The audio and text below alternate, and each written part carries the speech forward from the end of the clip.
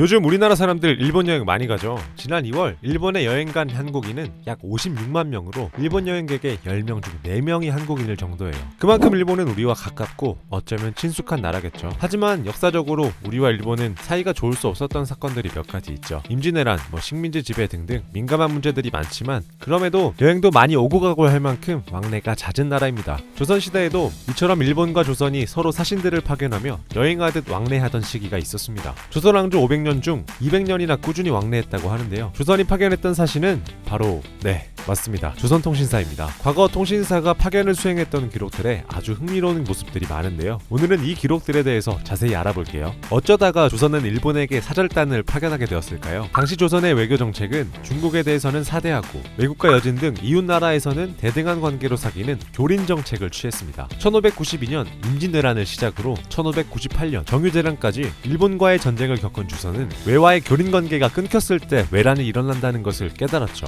그리하여 조선은 전쟁이 끝난 지 9년째 되는 1607년 일본에 끌려간 조선인 포로를 돌려보내기 위해 세완사라는 이름으로 사절단을 일본에 보냈습니다. 이러한 사절단의 시작은 조선의 의도도 있었지만 사실 양국의 교류를 더 원했던 건 조선보다 일본이었습니다. 때는 일본의 에도 막부 시대, 도쿠가와 이에야스가 조선의 사절단이 내방하기를 강력하게 요청했습니다. 도요토미 막부를 쓰러뜨리고 권력을 잡은 도쿠가와 이에야스 입장에서는 지방의 다이묘들이 완전하게 복속하지 않은 상태에서 조선과 중국 동맹이 강화되는 것을 원치 않았기 때문에 조선과 가까이 지내고 싶어 했죠. 실제로 사절단이 일본을 경유하는 과정에서의 접대 비용은 일본 측에서 댔습니다. 비용을 다 댔다고 하니 말 다 한 거죠. 일본도 역시 조선에 사절단을 파견했는데요. 일본 사절단은 부산 외관까지만 들렀다고 해요. 외란 때 일본이 그들의 사절단 경로를 침공했기 때문에 한양 입성을 거부했다고 합니다. 조선통신사는 1607년부터 1811년까지 12차에 걸쳐 일본에 파견되었습니다. 조선의 사절단은 한 번 갈 때마다 최소 300명에서 많게는 500명을 대동했다고 하는데요. 이 일행이 가는 길이 장관이었다고 합니다. 여정은 한양에서 출발해 부산을 지나 대마도, 시모노세키, 오사카, 교토, 나고야, 하코네를 거쳐 막부의 수도인 에도에 이르는 긴 행렬이었죠. 거리상으로 왕복 4000km였고 걸리는 기간은 짧게는 5개월에서 길게는 1년까지 소요됐다고 해요. 가는 도중에 병에 걸려 죽거나 배가 침몰하는 사건도 발생했죠. 출발 전에 유서까지 쓰는 경우도 있었다고 하니 일본으로의 여정을 꺼리는 사람도 많았다고 하죠. 하지만 통신사 수행에 불만이 있었던 사람들도 일본에 방문해서는 생각이 달라졌을 수도 있습니다. 앞서 말씀드린 대로 일본에서 사절단 접대 비용을 다 댔다고 했잖아요. 일본에서 정말 엄청나게 환대를 했다고 하는데요. 사절단이 한 번 왕래하는데 일본에서 쓴 비용이 한 개의 번에서 1년간 쓸 예산이었다고 하네요. 하나의 번을 우리나라의 기준으로 도 정도로 생각하면 맞을까요? 정말 엄청나죠. 일단 조선에서의 직급은 정삼품인 통신사의 정사가 일본에서는 총리급 대우를 받았습니다. 에도에 도착해서는 일본 측이 마련한 성대한 잔치가 벌어져요. 왜 이렇게 환영하며 맞아주는 거 하니 일본은 자신들이 조선보다 문화가 뛰어나다는 것을 보여주기 위해 호화로운 음식을 내놓고 무용수와 악단의 공연을 펼쳤습니다. 이에 질 수 없겠죠. 통신사 역시 오고 가는 행렬에 악대를 연주했습니다. 태평소와 나발 등 여러 악기를 동원해 행차를 했죠. 조선의 악대는 일본인들에게 엄청난 인기를 끌었는데요. 수백 명의 사신단이 행렬을 지어 움직이는 모습은 그 즉석에서 판화로 제작되어 판매되었고 당시에 그 행렬을 모방한 축제도 만들어져 지금까지 진행되고 있습니다. 또한 통신사 행렬을 흉내낸 춤을 당인춤이라고 부르며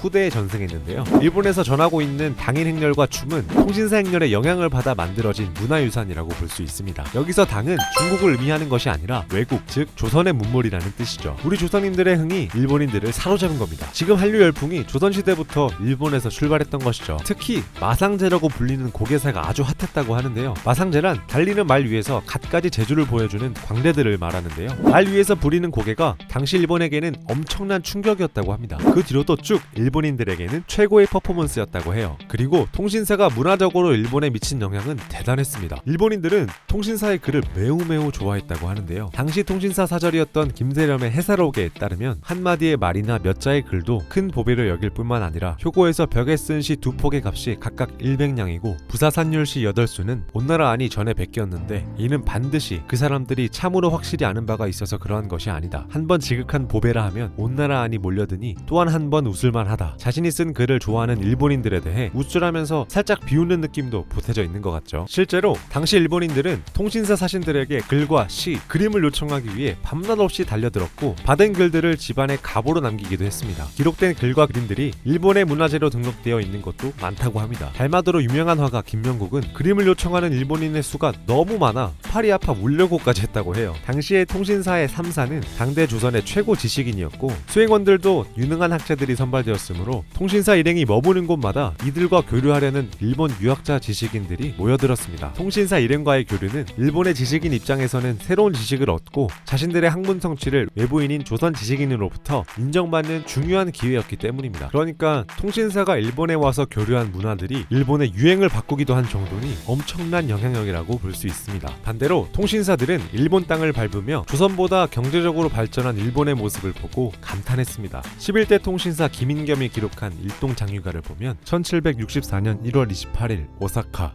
100만 채는 될 정도의 집 모두가 기와지붕이다. 굉장하다. 오사카의 부호의 집은 조선의 최대 대저택의 10배 이상의 크기로 구리 지붕에 내부는 황금으로 장식되어 있다. 이 사치스러움은 비정상이다. 도시의 크기는 40km이며 그 모두가 번영하고 있다. 믿을 수 없다. 중국의 전설에 나오는 낙원이란 사실은 오사카였다. 1764년 2월 16일 도쿄. 좌측에는 집이 늘어서 우측에는 바다가 펴져 있다. 산은 전혀 보이지 않고 비옥한 토지가 무한하게 퍼지고 있다. 누각이나 저택의 사치스러움, 사람들의 활기참, 남녀의 화려함, 성벽의 아름다움, 달이나 배, 이 훌륭함을 문장으로 표현하는 일은 나의 재능으로는 불가능하다. 조선과 다른 모습도 있었는데요. 1763년 당시 임무를 수행하던 서기 원중거의 기행기 화국지에서는 대저 이 나라의 사람들은 총명하고 일되어서 4-5살이면 능히 붓을 잡고 10살 정도면 시를 지을 줄 안다. 여자들 중에도 시짓고 글씨 쓰고 할 줄 아는 사람이 허다하다. 해중지향이라 불러도 지나치지 않으리라. 나가사키로 중국 책들이 통하게 된 뒤로 집집마다 글을 읽고 사람마다 붓을 잡고 있으니 대단하다. 먹고 살기 바쁘던 당시 조선과는 달리 공부에 대한 학구열이 뛰어난 점을 칭찬하기도 했죠. 그리고 조금은 특이한 모습들을 기록에 남기기도 했는데요. 1719년 일본에 파견된 신유안이라는 선비가 쓴 해유록이라는 기행문에 자세히 나와 있습니다. 일본은 성진국으로서 성에 대해서도 개방적인 모습을 보여줍니다.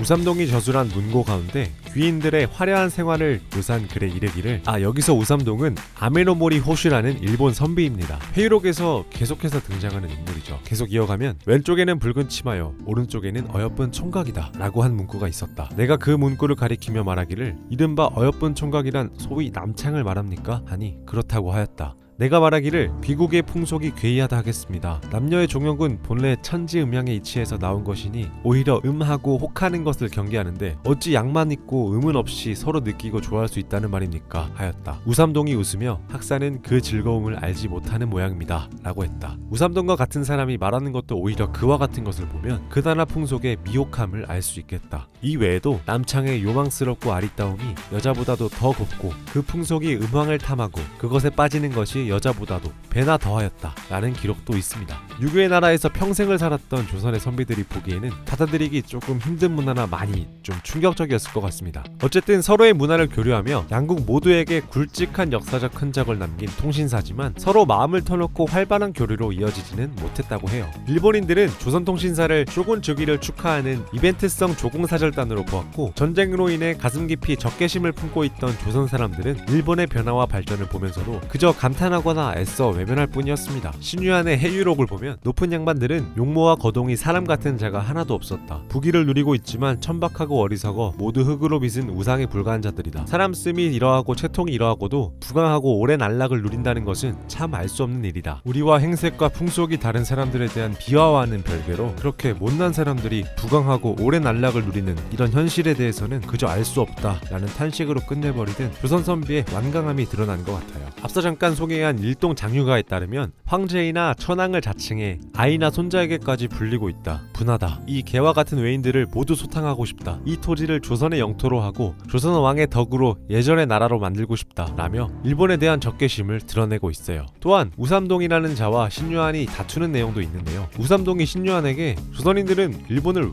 왜라고 부르냐고 따졌고 신유안은 임진왜란 때 그렇게 당했으니 당연한 거 아니냐며 도요토미 히데요시 집터만 봐도 온몸에 털이 곤두선다 라고 받아쳤습니다. 잊기 힘든 과거 과거를 가지긴 했으나 어쨌든 이웃나라의 우위를 다지고자 파견된 통신사 일행이 말끝마다 외농, 외인하고 다녔으니 서로 감정이 안 좋을 수밖에 없었을 것 같습니다. 실제로 수행역관의 사행록에 따르면 현장에서 통신사 일행과 일본인들이 싸움을 벌였다는 기록도 있습니다. 한편 이러한 통신사에 대해 아주 직접적인 평가를 한 조선 인물도 있습니다. 이익은 18세기 전반에 활약한 제야 지식인인데요. 이익은 일본에 대한 관심과 지식이 각별하였으며 당시 대일본 외교를 맡은 인사들이 일본에 대하여 무지하고 편향되어 있음을 비판했습니다. 당시 조선이 일본을 유학 후진국으로 보고 별로 배울 것 없는 나라로 여겼던 것은 사행록에 잘 나타나 있었죠. 그러나 이익은 이러한 편견에서 벗어나 일본의 현실을 직시하며 일본은 서적 가능이 잘 되어 있고 학문이 정명하고 의로운 선비가 있음에 주목해야 한다고 주장했습니다. 어찌됐든 12회차에 걸친 통신사의 수행, 조선은 일본의 발전상에 영향을 받아 정약용 등 실학자에게 영향을 끼쳤습니다. 일본은 이미 서양과 무역을 했었는데요. 북학파의 거둑 박제가는 청나라와 일본을 예로 들어 해외 무역의 중요성을 주장하기도 했죠. 또 12회 통신사는 일본에서 고구마, 고추, 토마토, 구리 등을 조선에 도입했어요. 이렇게 사행에서 새로운 것을 보거나 배울 만한 기술이 있으면 일단 관심을 가지고 적극적으로 수용하려는 태도를 보였다는 것은 조선에게 매우 의미 있는 변화라고 할 수 있습니다. 일본 역시 통신사의 영향으로 높은 유교적 교양을 접하게 됐고 조선의 동의보감이 일본에 전해져 한의학 발전에 기여했고 조선의 인삼 재배를 배워 일본에서의 인삼의 국산화가 시작된 배경이 되기도 합니다. 하지만 19세기 이르러 일본 내에서 통신사 초빙을 비판적으로 보는 의견이 나오기 시작했어요. 막부 재정 악화로 지방에는 먹을 게 없어 굶주리는 사람들이 늘어나는데 통신사 수행을 접대하는 막대한 비용에 대한 불만이 있었던 거죠. 일본 서기에서 막부는 통신사를 너무 지나치게 대접한다. 대조선 외교는 교린 관계가 아니라 일본과 상하 관계로 봐야 한다. 뭐 이런 주장을 펼치기 이르렀죠. 결국 이러한 재정적 정치적 이유로 12회차 통신사를 마지막으로 일본은 더 이상 통신사를 요청하지 않았습니다. 일본 입장에서는 엄청난 큰 행사였던 통신사 파견. 통신사가 파견된 200년 동안에는 조선과 일본 사이에 전쟁이 없었고 평화 관계가 유지됐었죠. 우리도 조금 빠르게 문호를 개방하여 외국의 여러 문물을 받아들여 느리게나마 발전을 해나갔다면 어땠을까 하는 아쉬움도 남네요. 영상 끝까지 봐주셔서 감사합니다. 재밌게 보셨다면 구독과 좋아요 한 번씩만 부탁드릴게요.